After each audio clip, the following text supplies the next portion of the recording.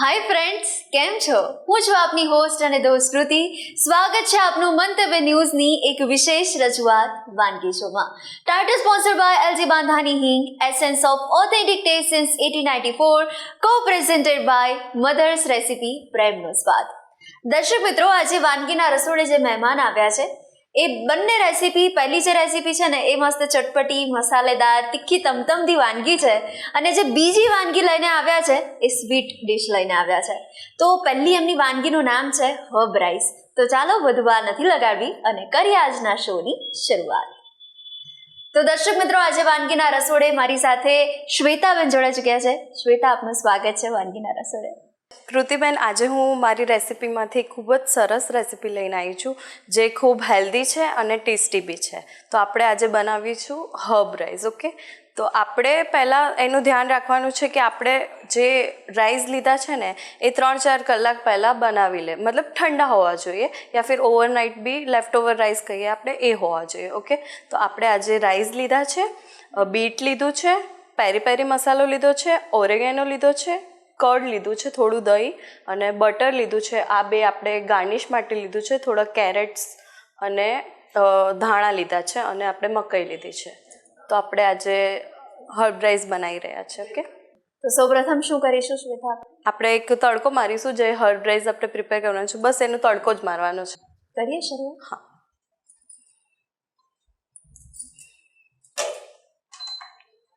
આપણે પહેલાં બટર લઈ લઈએ.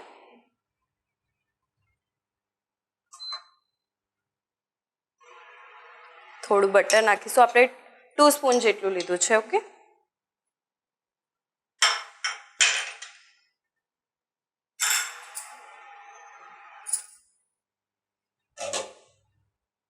એકદમ મેલ્ટ થઈ જાય પછી આપણે બીજું ઉમેરીએ. ઓકે, થોડી ફ્લેમ હાઈ કરી દઈએ.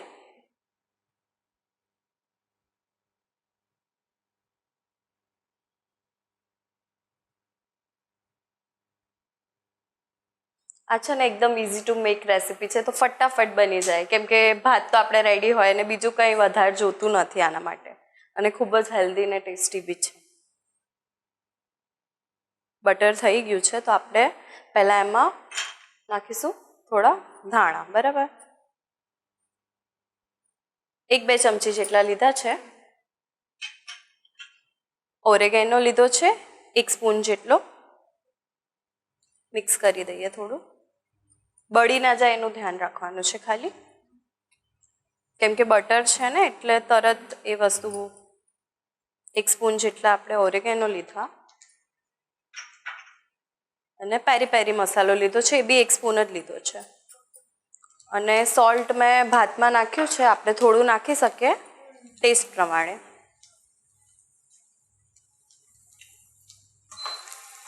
થોડી ફ્લેમ લો કરી દઈએ અને સાથે આપણે મકાઈ બી નાખી દઈશું. ઓકે, આ ખાલી બોઇલ કરી લે છે મીઠું નાખીને, બીજું કંઈ નહીં. ઓકે,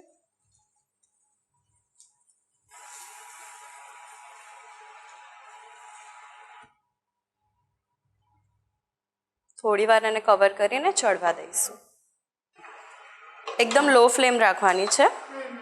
ઓકે, આપણે કેટલી મિનિટ સુધી રાખીએ છીએ? 5 મિનિટ. ઓકે, કેમ કે બધું રેડી જ છે ને ઓલમોસ્ટ, તો 5 મિનિટ ઇનફ છે. થોડું મિક્સ કરતા રહીશું, બળી ના જાય એટલે. શ્વેતા, કુકિંગનો પહેલેથી જ શોખ? હા, પહેલાંથી જ શોખ છે. અચ્છા, હા, મને નવી નવી રેસિપીઝ બનાવવી બહુ ગમે. વાહ. તો અત્યારે તમે BBA નો અભ્યાસ કરી રહ્યા છો, 3rd યરમાં છો, એટલે હવે આગળ જઈને કુકિંગમાં બિઝનેસનો પ્લાન ખરો? હા, એટલે તો MBA બી કરીશ પછી. એન્ડ મારે કુકિંગ રિલેટેડ બહુ મતલબ પેશન છે, તો મારે રેસ્ટોરન્ટ બી ઓપન કરવી છે એક. એટલે પેશનને જ પ્રોફેશન બનાવવા જઈ રહ્યા હા. છો. વાહ, તો ફ્યુચર માટે આપને all the best. Thank you. થઈ ગયું છે આ ઓલમોસ્ટ. હવે આપણે એમાં બસ રાઈસ નાખી દઈએ. ઓકે, થોડી વાર એકવાર ફાસ્ટ કરીને આપણે મિક્સ કરી દઈએ બધું, એટલે એકસાર થઈ જાય.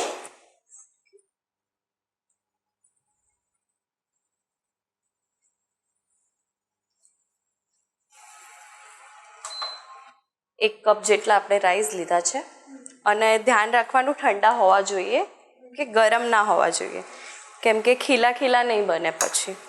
1 કપ આપણે રાઈસ લીધા છે.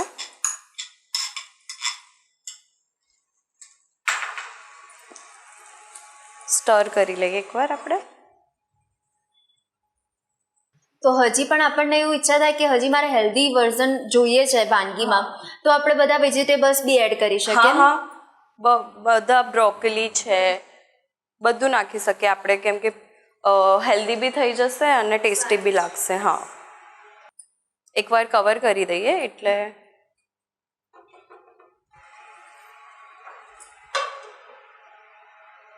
નાના બાળકોને બી આ સારું લાગે, કેમ કે કોર્ન છે અંદર અને રાઈસ છે, તો એ લોકો બહુ તીખું બી નથી એટલે સારું લાગશે. કેમ કે એ લોકોને પીઝા ને એવું બધું બહુ ભાવે ને, તો એમાં કોર્ન બી છે, ઓરેગેનો બી છે, પેરી પેરી બી છે. એટલે થોડો ફ્લેમ આપણે હાઈ કરી દઈએ અને એકવાર ટોસ કરી લઈએ.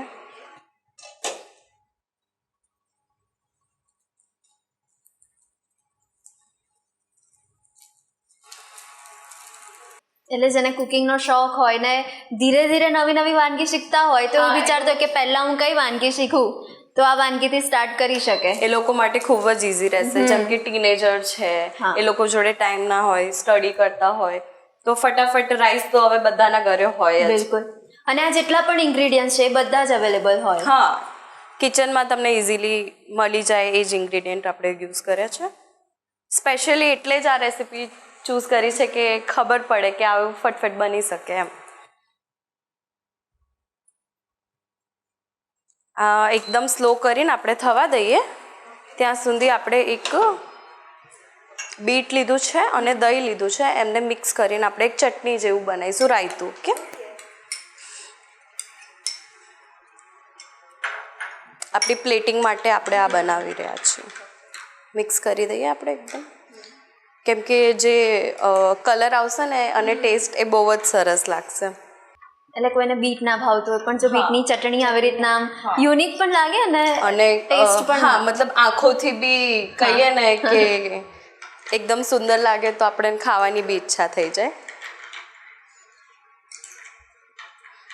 જોઈ લઈએ આપણે એકવાર.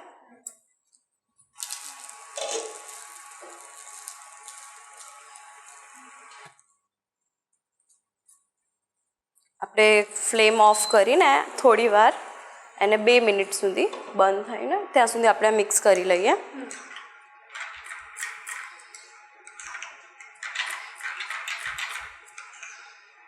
હવે એના પર આપણે થોડું ગાર્નિશ કરીએ તો થોડા ધાણા ઉમેરી દઈએ. ઓકે, કેમ કે ધાણા વગર તો કોઈ બી અધૂરું છે. હા, ડન છે. આપણે પ્લેટિંગ કરી લઈએ. તો જો આપણે આ બનાવ્યું છે ને રાયતું જે બીટનું, એ પહેલાં આપણે સેન્ટરમાં મૂક્યું અને એને એક થોડું આમ કરીએ. Okay, done. હવે આપણે રાઈસ એક વાટકીમાં લઈએ છીએ. ઓકે,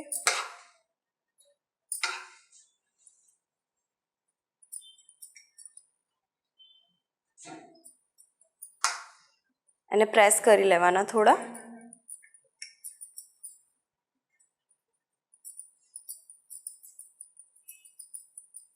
પ્લેટિંગ કરી દઈએ આપણે. એટલે તમે જે આ રાયતું બનાવ્યું છે, હા, એનાથી કહી શકાય કે આ ડીશની રોનક આવી ગઈ. હા, કહી શકીએ. આપણે આ કરી દીધું છે. હવે એને આપણે થોડું ગાર્નિશ કરી લઈએ હજી કેરેટ્સથી. ઓકે, તો આપણે હું આજે કેરેટનું ફ્લાવર બનાવી રહી છું. બસ રોલ કરવાનું છે, નથિંગ એલ્સ.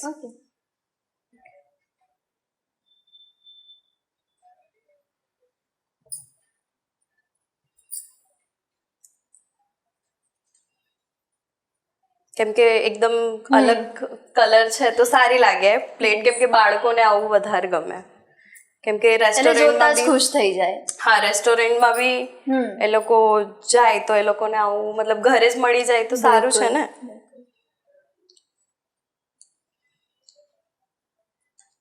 બસ, તો આપણી ડિશ રેડી છે.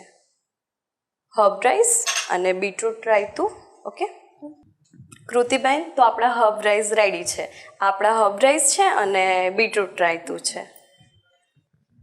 તો દર્શક મિત્રો, હબ રાઈસ રેડી થઈ ગયા છે. શ્વેતા આ રેસીપી અમારા વ્યુઅર્સ સુધી પહોંચાડવા માટે થેન્ક યુ સો મચ.